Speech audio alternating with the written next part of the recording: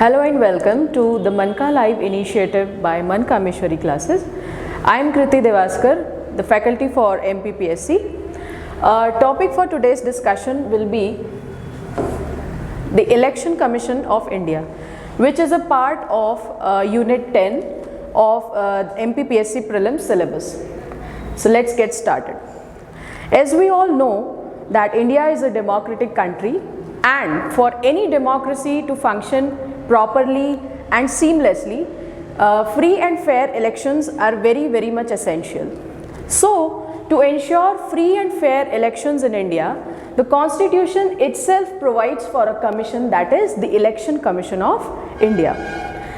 So, it is provided, it is established under the provisions of the Constitution, hence it is a constitutional body. Articles 324 to 329 of Articles 324 to 329 of Part 15 of the Constitution specifically deal with the Election Commission of India. Article 324 itself provides for two broad functions of the Election Commission of India. Those are superintendence, direction and control. Superintendence, control and direction of what? Of the preparation of the electoral rolls, number one, and number two is the conduct of the elections to the parliament, that is the Lok Sabha and the Rajya Sabha, the state assemblies, the state legislative assemblies, and to the post of president and the vice president. These two broad functions are specifically provided under Article 324. That doesn't mean that there are no other functions of the Election Commission. The other functions are provided under two acts. Those are Representation of the People's Act 1950 and 1951. These are some of the specific provisions under the Constitution. Article 324 provides for the establishment of the Commission. Article 325 provides for no person to be ineligible for inclusion in or to claim to be included in a special electoral roll on grounds of religion, race, caste or sex. Article 326, it provides for adult suffrage. That means you can say right to vote. Right to vote is impliedly provided under Article 326, not specifically but impliedly. Other provisions, Article 327, it is the power of the Parliament to make provision with respect to the elections to the legislatures. Article 328, that is the power of the legislature of a state to make provision with respect to elections to state legislatures. And Article 329, it is the bar to interference by courts in electoral matters. That means any court, including the Supreme Court, High Court or the lower courts, they cannot interfere directly in the electoral matters. Okay? For the purpose of prelims, these articles and the contents, it is very much important for the prelims perspective. Let's move further. Now, let us look at the structure of the Election Commission of India. It is a multi-member body. According to the provisions of the Constitution, it is a single, it is headed by a commissioner, Chief Election Commissioner, and the rest of the commissioners, the strength can be provided by the President according to the through a law. So, at present, there is a Chief Election Commissioner and two other Election Commissioner. That means the strength is one Chief Election Commissioner plus 3 Election Commissioners. How are they appointed? They are appointed by the President, and their term of office is 6 years or 65 years of age, whichever is earlier. Alright. Moving further, the Chief Election Commissioner and the election commissioners, their removal process is the Chief Election Commissioner is removed in the like manner as a judge of the Supreme Court, that is, which is provided under Article 124(4) of the Constitution.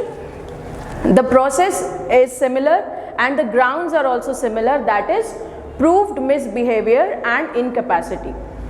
The other election commissioners can be removed by the President when recommended so by the Chief Election Commissioner. All right, let's move ahead.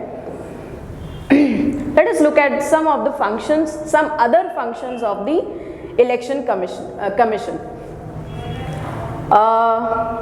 Two broad functions we have seen, that is to conduct elections to the Lok Sabha, Rajya Sabha, state assemblies and to the post of President and Vice President. These are the functions. The other functions are, it is the division of constituencies according to the provisions of the Delimitation Commission whenever appointed. Next is preparing up-to-date list of all valid voters. This function is also provided under Article 324 as we have seen already. Next is to notify dates and schedules of elections. Whenever elections are due, the Election Commission, it notifies the dates and the schedules of the elections. Next is to prepare up-to-date list, it is the same. Next is to declare the election results. We all know it very clearly. Next is to fix and limit the election expenses and code of conduct. This model code of conduct is something very much novice experiment in India. I will discuss this in my later slide. Next is scrutiny of nomination papers, which is filed by the contestants of the elections. Next is to settle down disputes referred to by the President. The President may from time to time refer to the Election Commission some of the disputes which are specifically dealt with by the Election Commission of India. Let's move ahead. Yes, this is one of the most important functions of the Election Commission, that is to grant recognition to the political parties and allot election symbols to them. As we all know that all the political parties in India have specific symbols for our convenience when we go and vote in the elections.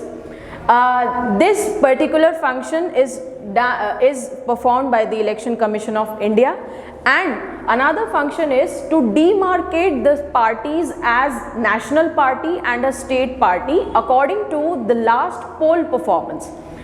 This the criteria for demarcating as such is not important for prelims purpose. The political parties are demarcated or recognized as national party, state party or unrecognized party by according to the poll performance. Okay. Let's move ahead. These are some of the advisory functions. One such function is to advise the President or the Governor on disqualification of members of Parliament or state legislatures.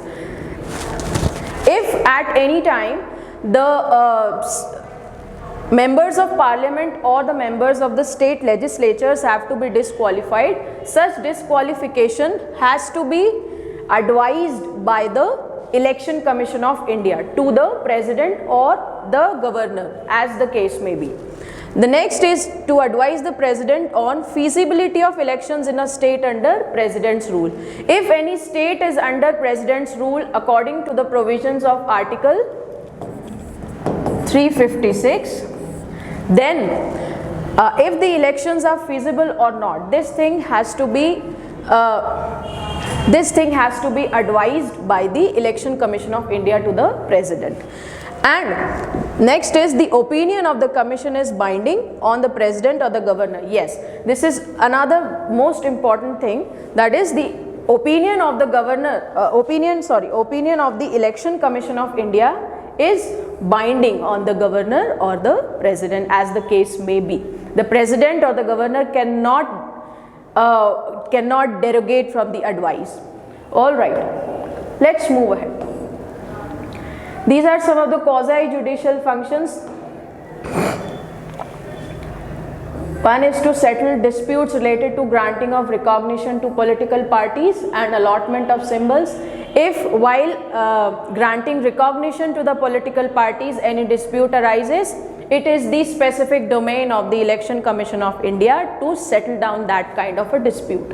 And another one is to disqualify a candidate who has failed to lodge an account of his election expenses. That means to lodge an account of election expenses beforehand is very, very important, and if any of the candidate in the elections has failed to provide that account, the Election Commission of India may disqualify that candidate from contesting the elections. Okay, moving further, as I had said previously that Model Code of Conduct I will discuss in my next slide. Model Code of Conduct is mentioned nowhere. That means it is not a statutory thing, or it is nowhere mentioned in the Constitution also. Model Code of Conduct is a set of guidelines.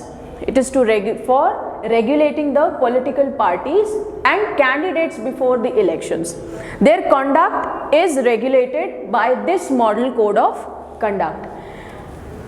It also ensures free and fair elections mandated by the Constitution of India, and it becomes operational from the date on which election schedule is announced and continues till the results are announced.